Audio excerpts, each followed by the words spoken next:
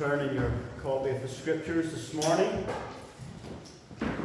again to the book of Genesis, and we've come to Genesis 9. And we're going to be reading the first 17 verses. Genesis 9.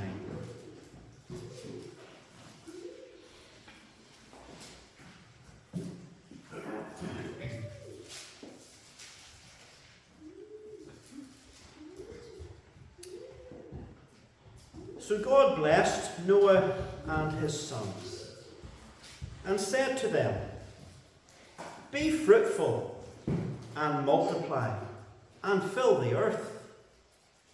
And the fear of you, and the dread of you, shall be on every beast of the earth, on every bird of the air, on all that move on the earth, and on all the fish of the sea.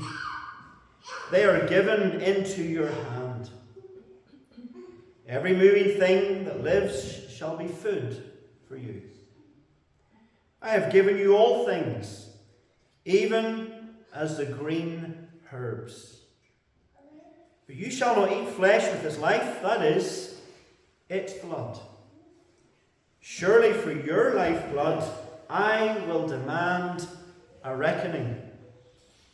From the hand of every beast I will require it, and from the hand of man.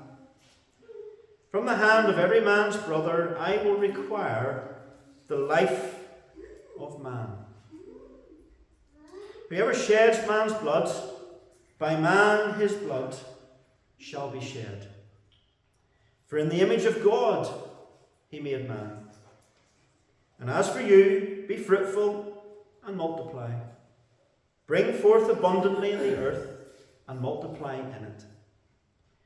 Then God spoke to Noah and to his sons with him, saying, "And as for me, behold, I establish my covenant with you, and with your descendants after you, and with every living creature that is with you, the birds, the cattle, and every beast of the earth with you, of all that go out of the ark, every beast of the earth. Thus I establish my covenant with you. Never again shall all flesh be cut off by the waters of the flood. Never again shall there be a flood to destroy the earth." And God said, "This is the sign of the covenant which I make between me and you and every living creature that is with you, for perpetual generations. I set my rainbow in the cloud, and it shall be for the sign of the covenant between me and the earth. It shall be when I bring a cloud over the earth that the rainbow shall be seen in the cloud. And I will remember my covenant which is between me and you and every living creature of all flesh. The waters shall never again become a flood to destroy all flesh. The rainbow shall be in the cloud, and I will look on it to remember the everlasting covenant between God and every living creature of all flesh that is on the earth." And God said to Noah, "This is the sign of the covenant which I have established between me and all flesh that is on the earth." In recent sermons on the biblical account of Noah's Ark, we have already established that a sinner needs to be resting in the ark that is Jesus Christ. And if you're sitting here this morning and that is not the case for you, if you're not resting in the ark that is Jesus Christ, then you need to be. It is of eternal importance. We came also to understand that in our struggles with our remaining sin, if you are a Christian, if you are trusting in the Lord Jesus Christ, you rise above the judgment of God. Why? Because you are hidden in Christ. We are cloaked with the righteousness of Christ. And in the storms of life, we as children of God, through the Lord Jesus Christ, can rise above those circumstances if we remember that we are hidden in Christ. And the wonderful truth that we were presented with through this wonderful story about the ark and the salvation that it brought from the flood for Noah and his family, that it is this: in my spiritual ups and downs as a Christian, even though I ebb and flow in my spiritual warmth and affection for God, Jesus Christ is utterly righteous. That does not change. And the reason we as Christians pursue holiness, the reason we try to be more like the Lord Jesus Christ, is because we are hidden in Him. In the story of the ark, God has kept His covenant promise made in Genesis chapter 3, verse 15, to send a Saviour of sinners. And this Noahic covenant that we've been learning about is still running. It's still in effect. And it has allowed the natural order of things to continue. We have regular seasons. We have day and night. We will have no future global floods. Why? So that redemptive history would unfold and Christ would come and sinners would be made new creations in Christ, enabled to live for His glory in a sin-cursed world. What a wonderful story. This is not something that is just for the Sunday school. This is for every believer in the Lord Jesus Christ. But when Noah stepped off that ark, as we read about in our passage this morning and in the previous chapter that we looked at 2 weeks ago, he certainly wasn't walking into another Garden of Eden. It was quite the opposite, wasn't it? This was a landscape of flood devastation, and all that there was really in that devastation was tiny intermittent budding of new vegetation that was starting to sprout up in this new creation.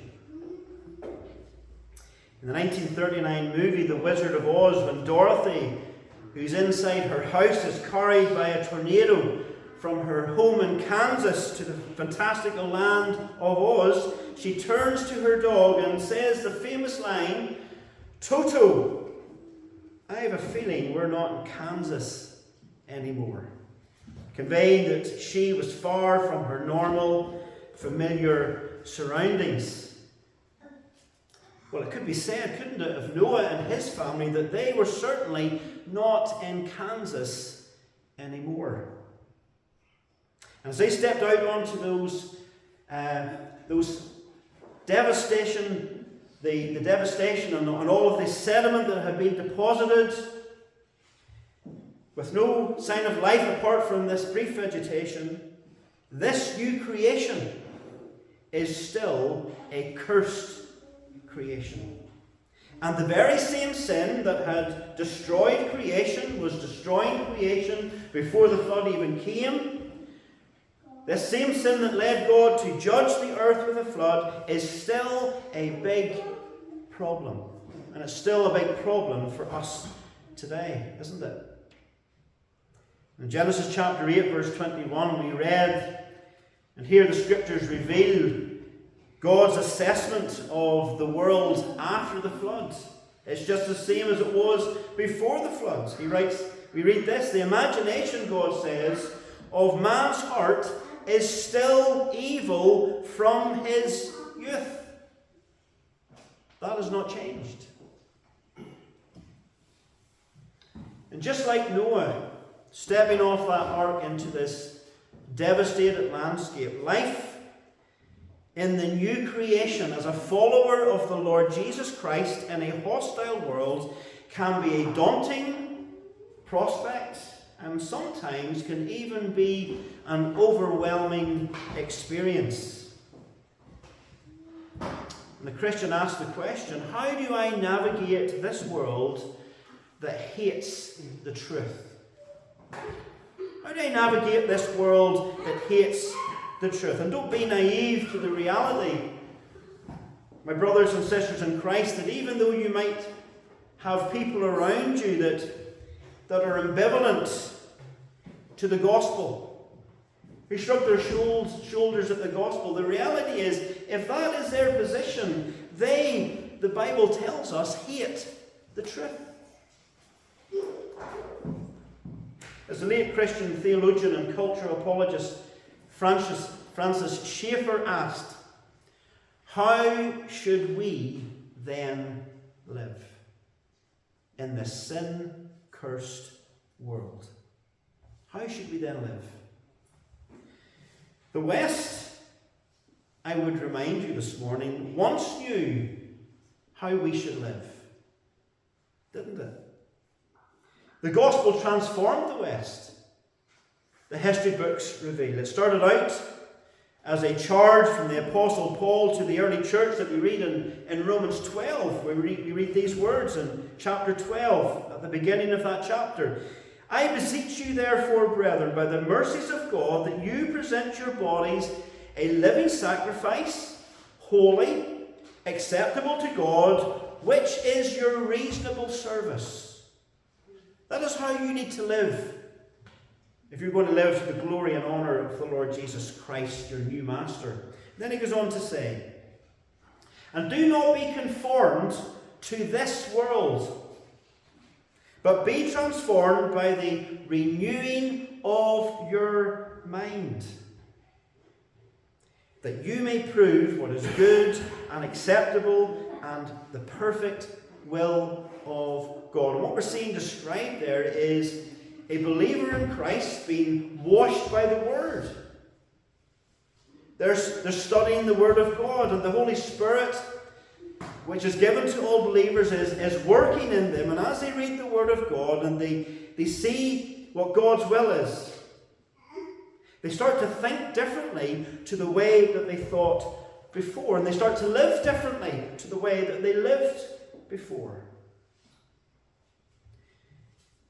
And this application of the gospel to the people of God, which points back to God's law, not as a way of achieving salvation, but as something that is a righteous standard for their life as they live for Christ. That application of the gospel would eventually become, through the spread of Christianity and the spread of churches and the spread of the gospel throughout the West, it would eventually become enshrined in the law of the land. Do you realize this morning that the laws of our land are based upon the Ten Commandments? And that is a wonderful thing. But the apple has fallen far from the tree, hasn't it? Such is the insidious nature of sin, such is the power of sin as it works in people's heart, that much of the West now undermines the Christian view of the state, the Christian view of economics, the Christian view of freedom of conscience and liberty of conscience. And increasingly so in recent days, the West is now undermining our very justice system. Just the other day, you may have noticed it, there was a legislation passed to remove a jury from courts, so that the decision as to whether someone is guilty or innocent and to what the punishment can be is not decided by a jury, it's decided by one judge who will have certain political leanings, who will have a certain idea about what is right and what is wrong. And I think in recent days, if you've paid attention to the news, we see the rise of a two-tier justice system where there is a disproportionate punishment of lesser crimes, while greater crimes seem to go with the lightest of punishments, if not even being unpunished, so to speak, with suspended sentences. Now you may be sitting there this morning and you're thinking to yourself, maybe some of you are getting nervous. Are you talking about politics this morning? Well, maybe I am. Now, this is not a political sermon. You know, if you come to this church, that I do not preach political sermons, but politics is unavoidable. What is politics? Politics is the exercise of power to influence or coerce the actions of others. So while you sit there this morning and say, well, I'm not political, I just believe in the preaching of the gospel, and that's my focus in this life. If you say you're not political, I say to you, yes, you are. Everyone and all churches and all preachers have political opinions about the governance of our society. The question is the Bible authoritative in our politics? And to use the words of another, if a church refuses to address the exercise of power by a small number of people, it doesn't somehow become less political. It simply allows political views outside the church, and usually very defective ones, to shape the political views within the church rather than the Bible. We need to be informed by God's word about how our society is governed. We need, through the being informed by God's word, to have a voice in the process of how our land is governed. That is part of the application of the gospel to the life of a Christian. And it's becoming more and more pertinent today than it was 50 years ago, because the West has fallen. The West is now anti-marriage, anti-family, anti-child. We've been told that raising children is not fulfilling. We've been told that it's okay to kill babies in the womb. We live in a society that cheers on sexual perversion, gender confusion, adultery, and divorce. And the response of some Christians, I have to say, is to retreat from that society. They retreat to the extent that they almost become isolationist. And they do so because they see the truth. Maybe they didn't see that truth before they became Christians, but they see that truth, and that then causes conflict between them and the world around them. To use the words of Friedrich Nietzsche, a man who actually, believe it or not, dabbled with Christianity near the end of his life, he said this: "He who sees too much ends up not fitting in anywhere." But sometimes, for the believer, conflict is unavoidable, conflict is necessary, and conflict is right. But let us just consider the words, the balanced words, I believe, of the Apostle Paul to the church in Rome. And we read this in Romans chapter 12. He says in Romans chapter 12, verse 18, if it is possible, as much as depends on you, take responsibility for your actions, is what he's saying. If it's possible, live peaceably with all men. Of course we want to live peaceably with all men if it's at all possible. We want to adorn the gospel of the Lord Jesus Christ with with grace. We do not want to be rabble-rousers, those people that ran around ransacking in Scotland while the Covenanters were being persecuted for a violation of their conscience and their right to worship God according to their conscience. But the reality is, sometimes it may not be possible. But what I want to do this morning is we look at this passage and we look at these words that are given by God Almighty to Noah and his family.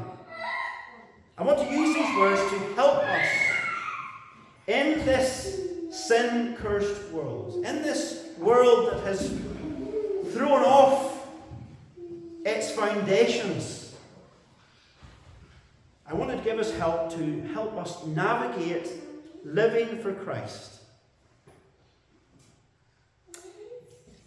As we live in a world where Christianity certainly does not dominate our institutions anymore, where Christianity appears to be on the back foot and appears to be in retreat, I believe that what we're going to learn from this passage this morning will help us to navigate that reality as we live in this world. And let me remind you, the Noahic covenant is still running alongside this superior new covenant, inaugurated by the crucifixion of our Saviour upon a cross for sinners, so that those sinners could be cloaked in the righteousness of Christ.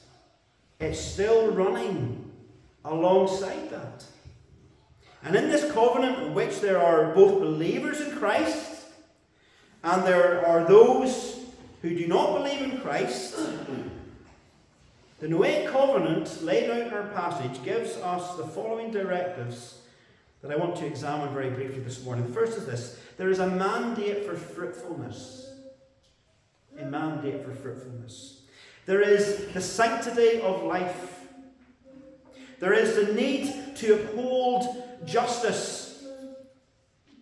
And then, most important of all, there is the realization that God's mercy is actually the greatest need for mankind. And these lessons are, for Christians living in a sinful world, lessons for trusting and obeying the God who saved them. And while we may not be in heaven yet, God is with us.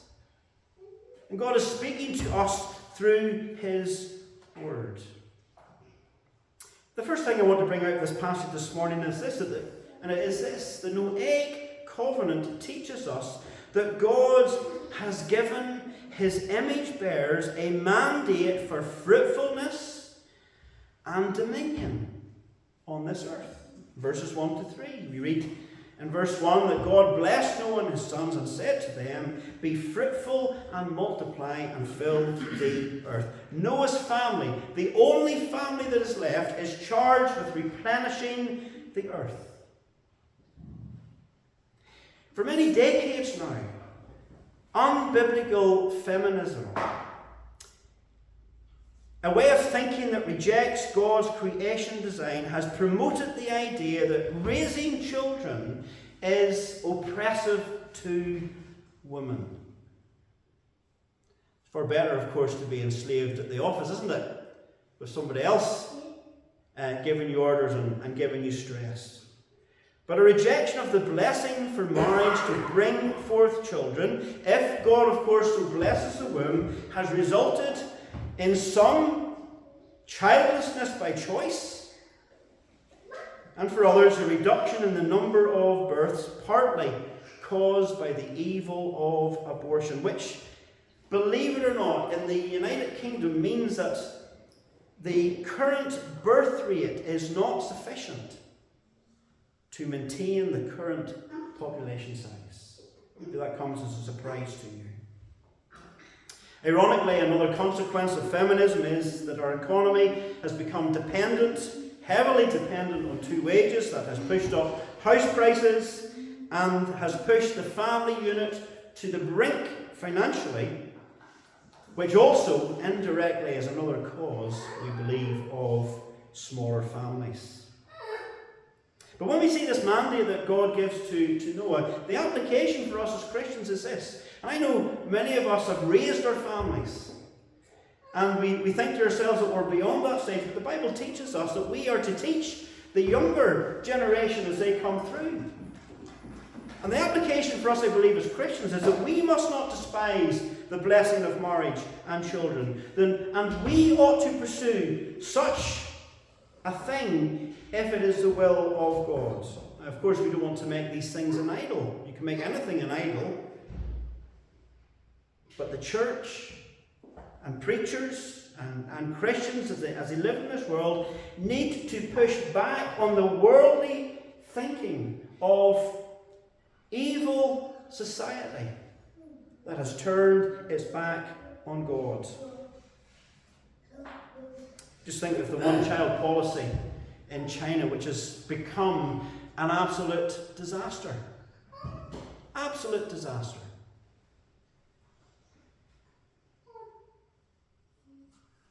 We need to seek to raise children in the awe of God, of course, in the fear and admonition of the Lord, and we want to point them to the Lord Jesus Christ, and we want to do that.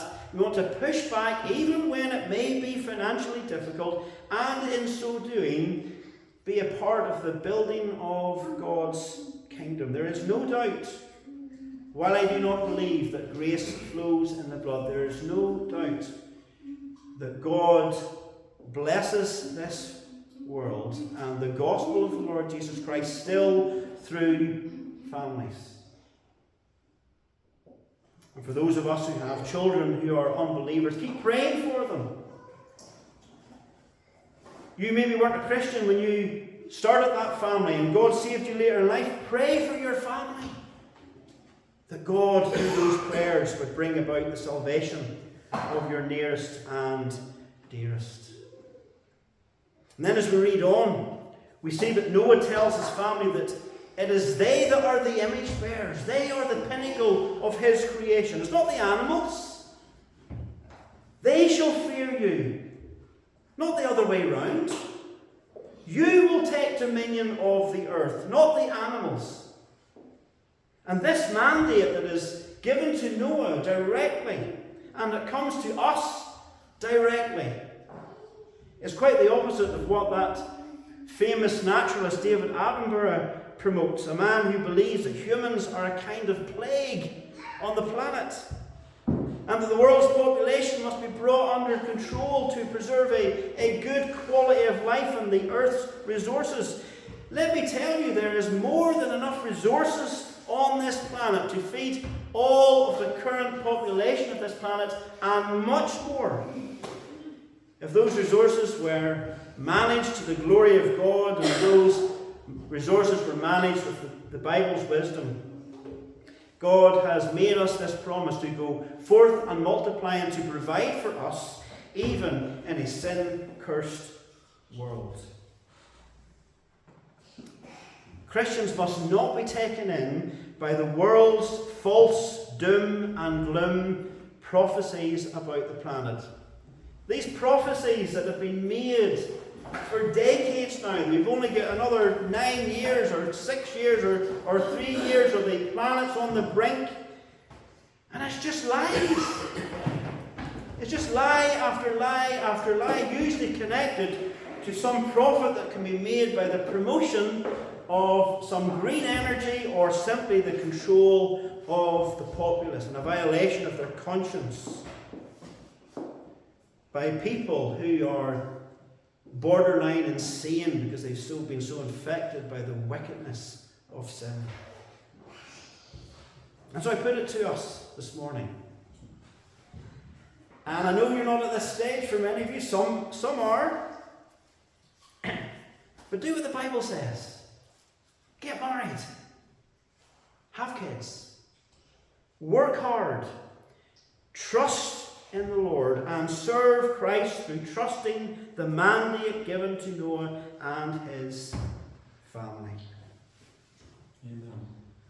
I do believe that what we read in Matthew chapter 6 is somewhat going to say what I'm trying to convey to you this morning. In Matthew chapter 6, the Lord Jesus Christ says this: "Do not lay up for yourselves treasures on earth, where moth and rust destroy and where thieves break in and steal, but lay up for yourselves treasures in heaven. Well, I put it to you this morning that part of that treasure in heaven is grasping hold of the mandate that God gave to you and living for the glory of God and trusting in God to provide. For the Noahic covenant, as we will see in our passage in verses 4 to 6, also teaches us, most relevantly today, about the sanctity of life. It's interesting that while mankind was foolishly draining blood out of sick people up until the end of the 19th century, could you believe that? Draining blood out of sick people as if that was doing them any good. The Bible has always taught. It's just one of the many scientific facts that are recorded in the Bible thousands of years before science elucidated them. It's always taught that the blood is the source of life and health. That's what we're partly looking at in verse 4. We see a prohibition there, which we're not going to labour this morning, in verse 4, which directs us to the ceremonial law of the Israelites, which carried out animal sacrifice. Why? It was an exchange for the life of the sinner who deserved to die, until the Messiah would come and die upon a cross as the only sacrifice that cancels out the sin of his people, the perfect God-man. And that is why verse 4 actually no longer applies to us this morning. But it teaches us about the fact that there is something sacred about the life that is found in the blood. I'm not telling you this morning you can't eat black pudding. That's okay now. Or your blood sausage, or your rare steak. But life is precious, because we are created in the image of God. And God is saying, I have put my image on every human being. Every human life is sacred. That's why we read in Exodus chapter 20 in the 10 Commandments, you shall not murder. Remember what God said to Cain in Genesis chapter 4 when he had murdered his brother Abel. What did he say? He said, Cain, what have you done? What have you done, Cain? The voice of your brother's blood cries out to me from the ground. And these words of God to Cain are echoed, I believe, in verse 5 of our passage this morning, where we read, surely for your lifeblood I will demand a reckoning. What have we been taught in this passage this morning? We've been taught, first of all, that it's wrong to take one's own life. Not only is it not our right to take our own life, it is wrong to help another person to end their life. And it is wrong, obviously, to purposely take the life of another person. In fact, the Bible teaches that our mandate as image bearers is quite the opposite of taking the life of others. We must love, not hate, the life that God has given to us. Even when times are difficult, even in our struggles and outside of ourselves, and we are called to love and care for one another. That is how we are to live in this sin-cursed world. And so important as that is actually a feature of being a member of a New Testament church, where on more than one occasion the people of God are called to love and to care for one another. And as I read this Noahic covenant, as I read this mandate that I believe is still running to this day, I don't see how it's appropriate for a Christian. I don't see how it's appropriate for the pulpit to be silent on the wicked practice of abortion. I don't see how it's appropriate for the pulpit or the Christian in his personal life to be silent about the proposed assisted suicide bill. I don't believe the church should retreat into a Christian bubble and not defend the life of the unborn child, who are defenceless and have no voice for themselves. And I am thankful for those who campaign for the precious lives of these little babies. In the same way, I'm thankful for William Wilberforce campaigning for the abolishment of the wicked practice of stealing humans and forcing them into slavery.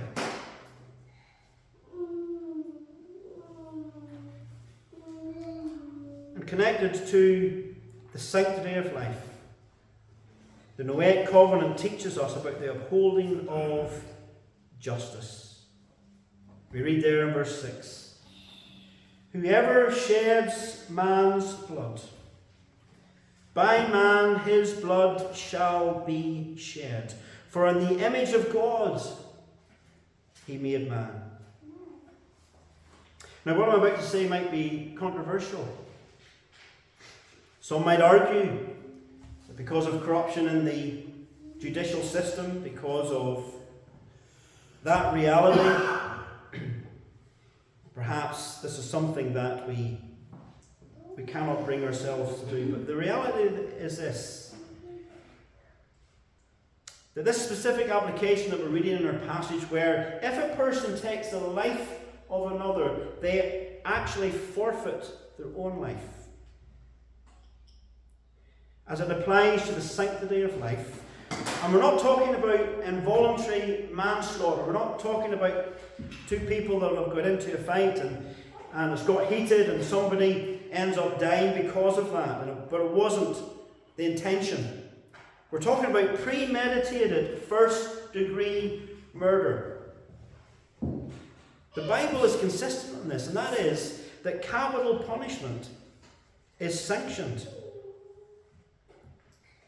And that when somebody murders another person, it's the only crime in the Bible that is singled out where capital punishment is always the punishment. Now you go back into the Old Testament and you see that in the economy of the Israelite nation where God was establishing his people and setting them apart, and he was teaching them that how terrible sin was and how insidious sin was. There was the death penalty for other sins, though they were always taken into consideration and they were decided before that happened, and it didn't happen in all cases, but always for murder. And we're actually going to read this in our consecutive readings when we get to Numbers 31, that this is the only crime where capital punishment is always the punishment. And if we were to go to Romans 13 this morning, and we were to read, "For rulers are not a terror to good works, but to evil," I believe that the Apostle Paul understood the reality that it was the charge of the state to protect against harm to its citizens. It's actually the only mandate that the state is given in Romans 13. And sometimes that's hard for us to grasp because our state has become so overarching. But the only call that God gives to the state, even a wicked state like the Roman Empire, was that they would protect its citizens from harm. But leaving that controversy aside, and I will leave that with your conscience and your Christian liberty to work through that yourself. If I can widen out the scope of this principle, of the importance of justice, Christ, I believe, calls his people to be faithful to the application of justice within their society. It's something that is important to them. You read in Deuteronomy chapter 16, verse 20, and again we're going to come to this in our consecutive reading. This is the words of God to his people. You shall follow what is altogether just, that you may live and inherit the land which the Lord your God is giving you. Although while I'm not asking you this morning to take a position that capital punishment is valid for today, fellow Christian, what you need to be doing is taking an interest in what our government and our courts are doing. And I'm thankful for the work of the Christian Institute and Christian Concern and even other secular organisations for their pursuit of truth and justice in our land. Let us pray that the unborn child receives justice. Let us pray that the two-tier justice system that appears to be becoming more common in our land is eliminated. Let us pray that open-air preachers are no longer arrested for crimes that they have not committed. We need to take an interest in the justice that has been administered in our land. And I believe it's important because when I look at the Noahic covenants, this is how we are to live in a sin-cursed world.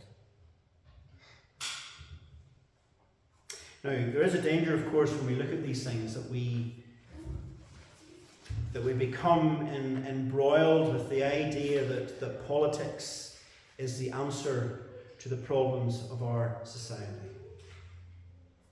No, it's not. It's essential. It's inevitable.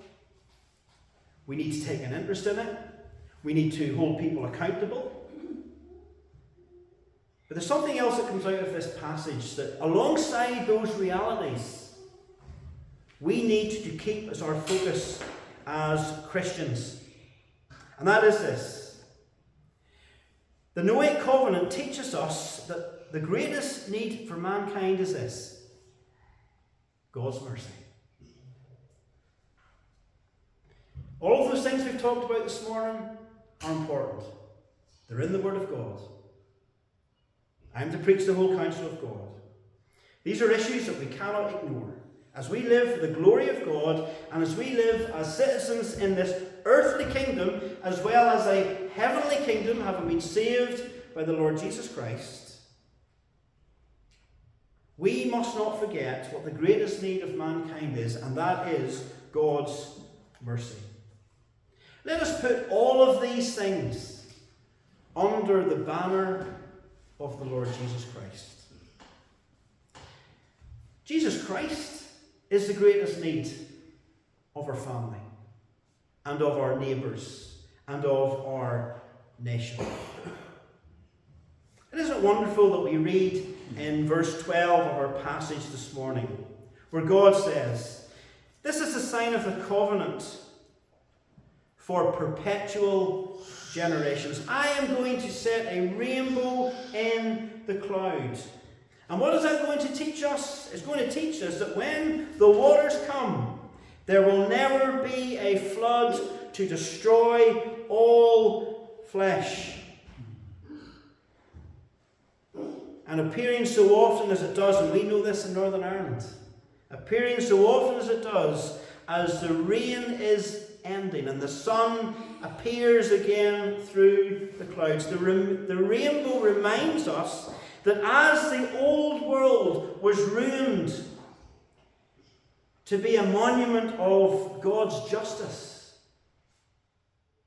so this world remains to this day as a monument of God's mercy.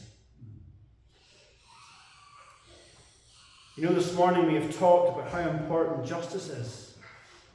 And it is.